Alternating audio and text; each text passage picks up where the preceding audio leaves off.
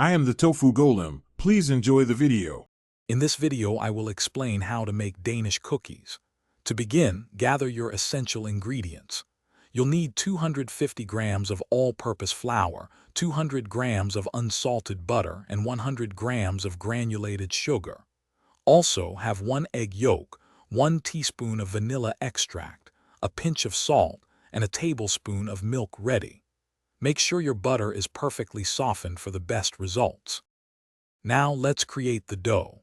In a large bowl, cream together the 200 grams of softened butter and 100 grams of sugar until the mixture is light and fluffy. Next, beat in the single egg yolk and 1 teaspoon of vanilla extract. Gradually incorporate the 250 grams of flour and a quarter teaspoon of salt. Mix until a soft, cohesive dough forms, adding 1 tablespoon of milk if the dough seems too dry.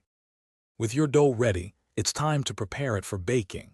Divide the dough into 2 equal portions.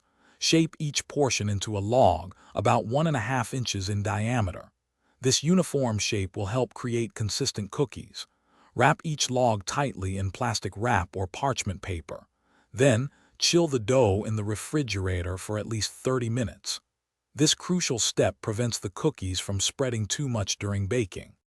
Finally, let's bake these delicious Danish cookies. Preheat your oven to 180 degrees Celsius, which is 350 degrees Fahrenheit. Take your chilled dough logs and slice them into uniform rounds, about 1/4 inch thick. Arrange these cookie rounds on a baking sheet lined with parchment paper, leaving a little space between each.